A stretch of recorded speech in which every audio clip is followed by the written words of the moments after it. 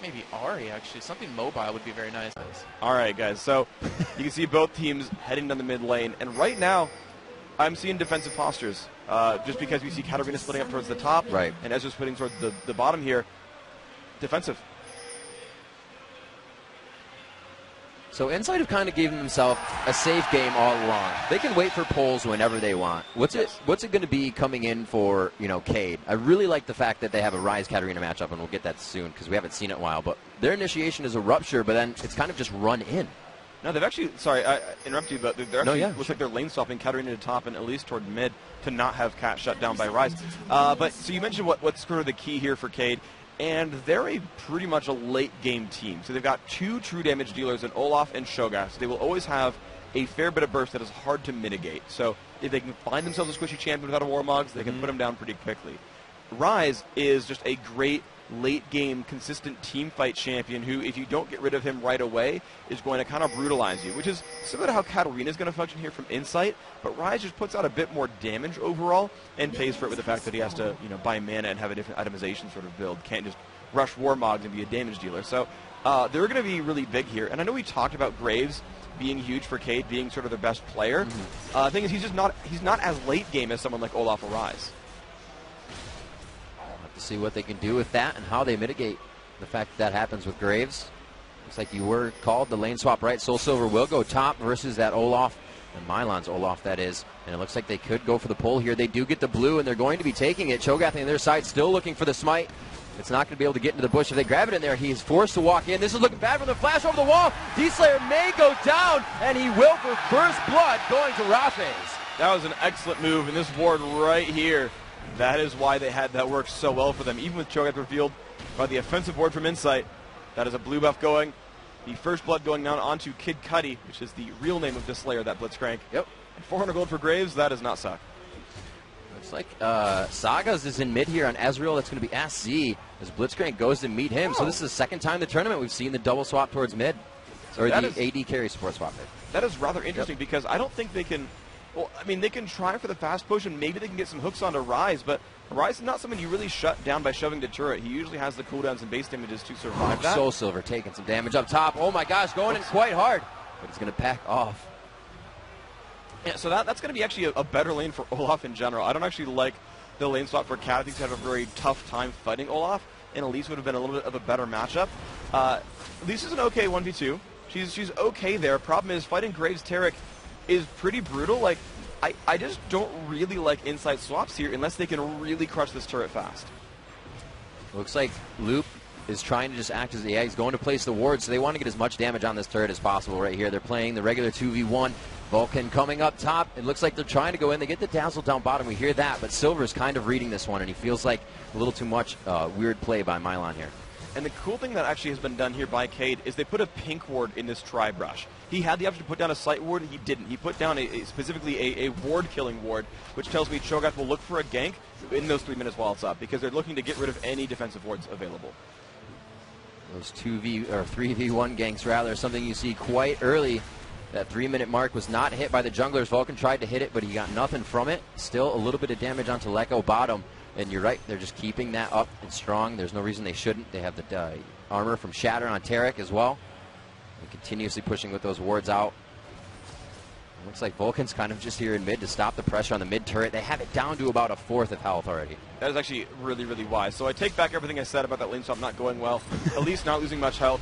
But you see, actually, there we go. Vulcan, he is spending time in mid. He's going to clear something like the Wolf camp, maybe get the rest of the Golem camp, which he actually didn't clear before, and then possibly just keep showing back up to AoE these minions out, because this turret, it might go down this wave. So with this wave, if the AD carry and support take it down first, which lane is the most formidable to go to? Do you want to take down top fast so you can focus bottom when Dragon is ready?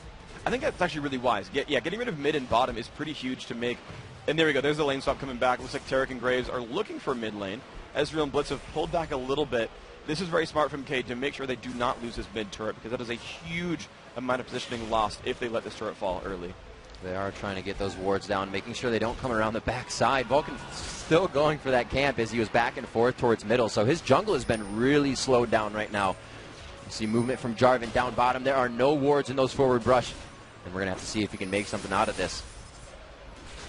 Well, it's going to be a pretty good chance. They're going in. There's Jarvan showing up. But that's the aggression. Actually, under the turret, very aggressive Freak.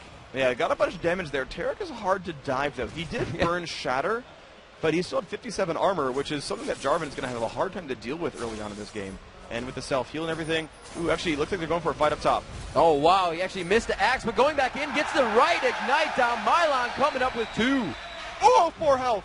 He lived with 4 health and then leveled up afterwards. That was a very, very close one. All right, and there's the crowd. You can hear them cheering. Keyd team 2-0 in this game. The Brazilians are very much behind them. Yep. Such a loud crowd. We're so packed into a tight space. We absolutely love it. Elise still trying to fare bottom. Those laners are 22-35, so it's going a little bit, like you said, in Olaf's favor. The lane swap is kind of hurting for Cat, but they've seemed to work it out in mid. Now grabbing the Wraiths. That's going to work for Ezreal. It is actually 40-40. That's pretty much 40 even on CS for those guys, so they're not getting a huge advantage other than the structures. No, I actually just swapped out the lane for Katarina and Elise just to kind of show off what, you know, the 2 1v2s are now in the middle, and the 2 top laners sort of showing up top. And you can see that, yeah, the only real advantages are coming out because the 2v1s are shutting down 1v2s, but they're pretty much getting shut down equally. All the gold you're seeing here is just from kills. The lane otherwise is very much neck and neck. I mean, it looks great, but they're not pressing any advantages that they have right now. Well, they've got a chance for the turret here. You just keep seeing, this is very smart from Vulcan. He constantly shows up in the mid lane and wave clears. He puts down Rupture, puts down Sonic Wave. He doesn't need to use those abilities to clear the jungle. He can just use Warple Spikes for that. So he just shows up, tries to push out minions and keep this turret alive. And this turret has been at 1/4 health for the last 3 minutes or so. It makes me wonder why they don't take it. Maybe because they don't want Ryze to just have another easy lane for himself, and then he's not focused by Ezreal and Blitzcrank. This is kind of weird that the first turret, usually the most wanted to open up that map vision, is not going down. He missed the stun. He stunned a Void or a Spiderling there. Lekko still went for the repel up into the air. It would have been okay. He would have taken damage, but repel would have kind of superseded the stun there. But nice try on both sides. I think they're going for the blue, thinking he killed the little golems as soon as it happened, but they're going to back off here. That was smart, yeah. The 7-minute check was actually pretty cool. Maybe they actually tried to kill the golem late because of that. Actually, in retrospect, they know they're fighting a 2-on-1 mid who are going to easily roam. Fighting a Blitzcrank. They might have actually purposely delayed the golem kill to not get it, because now there's no timer at all for Insight. They do not know when that golem's coming back up. That's a really good point. Did not think of that. So Insight getting played some games on them, and the Mind Tricks could go for the grab here, but here comes Vulcan. It looks like they're not going to get the Rune Prison down. They're just going to chase. It doesn't seem like they want to engage there. They can't actually look like they wanted to. They can't. Rune Prison into Rupture will just destroy their faces. Is the thing. You actually see that Ryze is saving Rune Prison until Cho'Gath is in range. If Cho'Gath's there, Rune Prison into Rupture is an instant hit confirm, and it's going to be a long amount of crowd control. Even if it's Blitzcrank, even if it's Ezreal, they just follow up with the silence. They'll have great damage there. That Giant's Belt already on Mylon, just allowing him to trade damage back and forth, but that no mana cost of Soul Silver is keeping him that trade at equal.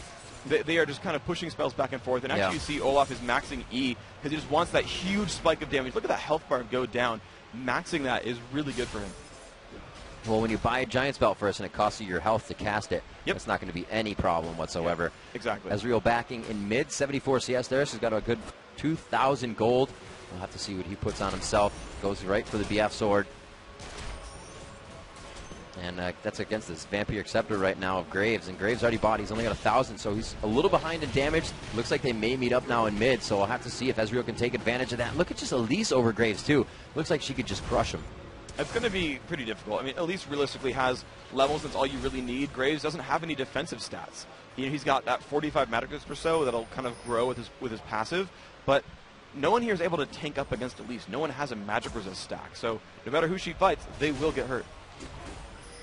So really slow game from both junglers. We really haven't seen any ganks. There's been somewhat attempts of sitting in the brush, but nothing coming of either of those. So the junglers are still kind of just biding time, 32-34 in the CS. Cho'Gath, however, does have that Giant's Belt to the Madrids of Jarvan, so that fight could go in their favor. Like you said, that crowd control, the Rune Prison, and the Rupture is going to be very big to initiate. Yeah, the big difference between Cho'Gath and Jarvan here is that Jarvan's crowd control is more consistent. It's much easier to land those abilities, and so you might see Cho'Gath miss, and that will be kind of how these guys separate, but if Cho'Gath hits everything, he's going to be much more powerful. Here comes Jarvan top. He goes for the ultimate onto Mylon. Mylon getting the Death Lotus as well, and he is going to be able to get one for himself. That was a beautiful play right there, and the ignite at the end to turn that one back around is nice. But that's actually really, really great, is he's fighting an Olaf who actually, to be fair, went flash, and he had about 10 seconds left on the flash cooldown. It just came back up. And top teams, they will time summoner spells and say, Olaf's flash, you got 15 seconds, go get the gank, and then they found it. That was really, really nice from them. Oh, this Dragon fight coming in here. Vulcan taking quite a bit of damage. They don't have much damage on Dragon either. The flash in, they've wasted quite a bit here. It's all on to D-Slayer. That's going to be Keyd.BenQ trying to make his way out of this one. Oh, man. They're still on cooldown. They can't land it. He got away. Very nice job there. So Dragon goes to no one, but it was a great attempt by Keyd, knowing that Jarvan was up top in that jungler. And one thing I want to point out about what Blitzcrank did there, he's actually chugged a mana potion as he was running, because the way that Blitzcrank's passive works, that mana barrier, it's, oh my gosh, that burst. There we go, mana barrier. See, it's keeping him alive. Might for a little bit, the ignite is on. He tries to turn around to get a little bit of blast damage. Is enough, and the Mystic Shot hits 4-2 now at 11 minutes in. That was really, really good. The damage output was massive, and unfortunately for Blitzcrank, did not quite have enough mana to keep himself alive with that barrier. The mana potion had topped him off. It allowed that barrier to be as big as it could have been. He nearly got away from that one. Soul Silver is playing this game like he just knows what's going through the mind of Keyd. He's getting every bit of harass down he can, even under the turret versus that Graves and that Cho'Gath. Now heading towards top here to possibly give Jarvan a little bit of help. Olaf has his eyes set on that blue buff that Jarvan has. I don't think he's going to be able to kill him off, really. Right, Jarvan has good escape tools, especially with Soul Silver waiting around on the sides. But Olaf is just, he's going to have a good time of this one. Yeah, he's been getting ganked a few times. Yes, he does have a death, but he has great wave clear. He's got really good durability now. He's got that War Mugs finished by 12 minutes, which is a great margin. And just look at the damage on the Soul Silver. Looks like he misses the axe on that one, so it's going to be quite a long chase on this. Mid-turret taking a little bit of damage as this fight is happening up top, and it looks like they separate. Jarvan finally getting that Giant's Belt for himself, but he's going to clear that jungle faster with the Modreds as well as objectives. They made it look to focus those soon, Freak. It's going to be pretty good for them. I'm trying to look at who's got better team fight here, really. And in the early mid-game, I actually like Keyd overall. I think they've got a little bit better mid-game fight power because they've got more sort of completed items. They actually have the completed War Mug, which is a very, very big deal for for Olaf. And I think Graves is going to outfight Ezreal in the first maybe 15, 20 minutes of this game until Ezreal starts outscaling. I mean, I take that back because he's got a BF sword, but as far as champion archetypes would go, I would give Graves the advantage. But, as I'm looking at the items, the BF sword's a big boost. I don't know, it's hard to call. I'm just going to take all that back. I don't really know. Well, it looks like they are starting to get the push down, and for how much aggression we saw in the beginning, it's still no turrets down. It looks like they're just prepping these turrets for at the time they want the gold, at the time they really think they need a head start in the game. And here comes the Slayer. Keyd.BenQ on Blitzcrank. Could get the pull in, and he decides not to. It looked like he could have been an easy pull right to the side of the turret there. There wasn't a lot of damage to back him up there. Ezreal had no mana, and Jarvan had just shown up. Out of mana. But, I mean, it's still free damage. Like, they're going to pull them into a turret. Like, they have crowd control. He could have cataclysmed. I think the pull would have been smart there. So looks like everybody throwing those wards down in mid lane, getting prepped up for these fights. Is somehow the laning phase is stopping with the turrets up, Freak. It's interesting. Like, yeah, it is very, very strange. These guys are playing it quite a bit differently. I know Cho'Gath has had to sit there in mid a heck of a lot to keep the mid turret alive. So the pressure on the turret has actually pulled them away from the jungle quite a bit. But the fact that we're not seeing farm lanes very much is kind of interesting because I think either team could happily go off to side lanes and only put out a little bit of effort to keep the turrets alive. Still pushing up on this mid. Looks like they will start to gather. Mylon says, I'm still going to farm this lane. There's nothing wrong with it. It looks like we could see the first turret here. The grab on a Cho'Gath, though. They don't have Rise there, so this is fight definitely in favor of Insight, and it's going to be Silver trying to continue on. They get one for their efforts. There you go, man. Just pulls, starting fights off, getting... oh, no. What? Oh, yeah, they're looking for Cho'Gath a little bit. Rise finds one. Not quite enough. Oh, very nice try there. Mylon came down quite quick from top there. He's got 12 seconds. He only has flash. No, he uses the cleanse out. He flashes it as well. Can he keep going? One more axe. It's going to be Saga's going down.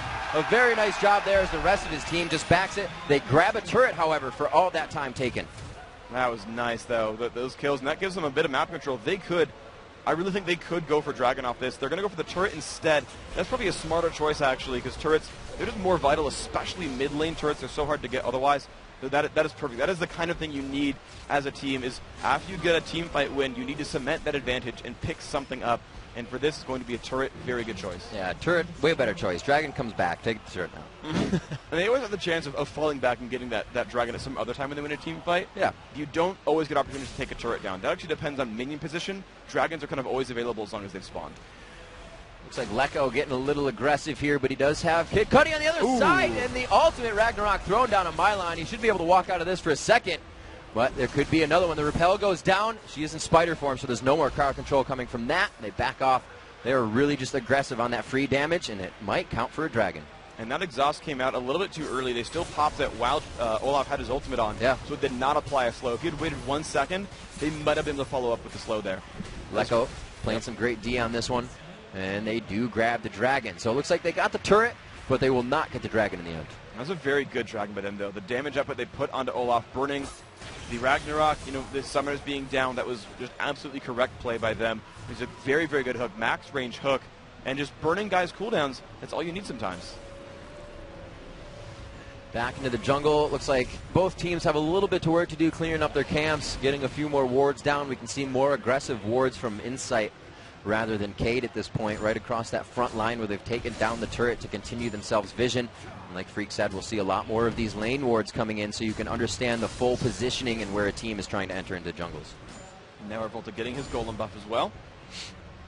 Let's see. Let's find out what these teams are kind of looking to do right here. You've got equal gold on both sides. About 17 minutes in. A bit of a turret advantage for the blue team here, for Insight. And I'm trying to think about who's got sort of better mid-late game teams. I still like Ryze and Olaf overall. I think there's a lot of power there from them. But I think they've also spiked really well right now. Ryze is actually becoming a superpower. He's got the Catalyst, his Tear the Goddess, a little bit over 1/3 stacked. Ryze is very, very scary, and Katarina has only just got Sword Shoe, so her damage output has not ballooned all that much. I feel like right now, Keyd are stronger on the map. They're the team to make moves. Keyd can do it. It is going to be quite impressive. I feel like Kid Cudi, you miss all the Blitzcrank throws you don't throw, right? That's the case. But everyone he has thrown, the 2 or 3, have all connected, and they've all been able to work something off of it. So I think they're going to completely just wait for that, or the lockup from Lecco on Elise. Like, they can pretty much wait out all of these fights and just continuously trade damage. It's like a bring-me-to-you poke team. And they're going to try for this one right here. Olaf has been spotted. Woo! He's going to get silenced. Damage right there. Yeah. Here comes the teleport in. Actually, it's going to be Ryze, and they also find another one to Slayer. I don't think Mana Barrier is going to do enough for him this time. And we find Soul Silver trying to run out, but he's in a ward. Graves finds, but he knows he can't try to do that by himself. Here comes Revolta that helps stop that one. They're going to finish wave clearing up top, keep that turret alive. And they could follow up for this top lane. The problem is, though, that Lecco is just split pushing like a madman, and that is actually keeping Keyd from being able to do a whole lot on the map. They have to go and stop and turn around and stop pushes. No, is it just that they're not focusing Lecco, or does Elif have a little bit of a crowd clearing just with her spider explosion? I mean, she does have good crowd clearing, and honestly, like, her goal right now is to split push and try to get ahead and get beefy. And basically, it's just sort of how the game is playing out. That Insight are splitting up all the time, constantly, and Keyd are grouping up to pick up kills. And you're seeing that 6-3 on kills because they're grouping up to try to pick those up. But it lets them get picked up on turrets. Bottom lane, they dive very hard into Vulcan, actually repelling onto him far under the turret. Lecco and Soul Silver had some ideas about that one, but they've changed their mind now. Looks like they got a good wave coming up behind them. Ezreal and Blitzcrank are going to be coming from the left side of this. Or no, they're going to push 2 lanes at one time here, actually with full-on fighting. Revolta getting hit quite hard. The Rupture, very nice stacking on the crowd control. That's kind of that move we were talking about in the laning phase, that Rune Prison is going to guarantee that Rupture goes down unless they cleanse or have Mercury Treads or something like that. They're pretty much guaranteed that crowd control. Unfortunately, no one was going to follow up on it. They need to just grab this turret. One more shot, and he can Arcane Shift away. Very nice job, Sagas, knowing his limits on Ezreal, but will he be able to make it out of this one alive? The full team, Keyd in pursuit, actually 2 on him as some start to peel off in different directions. The Rupture hits, but he still gets out safely. His team could have followed up on that. That was a Cho'Gath without anything but regular boots of speed. His team walks just as fast as him. They could have followed up off of that. They would have forced Ezreal to burn cleanse. Here we got Snowles and Mylon coming down.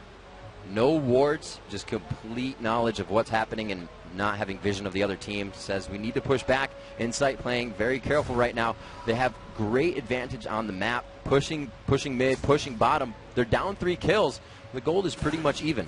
And Insight has better ward coverage as well, so I really think that they'll have the better chance of, in general, fighting battles, because they'll just get the opportunity to pick someone off out of nowhere in the jungle, especially when they're pushing. Like, they see Olaf come in, they can look for those 3-on-1s and go for it. They're going for Soul Silver right now. They got to be careful how far they go in. They just used a flash on the last initiation there. Jarvan getting himself out. Soul Silver is going to be the easy jump here. I'd leave himself behind so he can Shumpo away, but they're all just going to be able to walk out safely. A lot of chasing going on in this game, and it's leading other lanes to do what they want. Graves actually able to take one out. Rafa's could get a second one. The Mystic Shot misses. He's in the bush.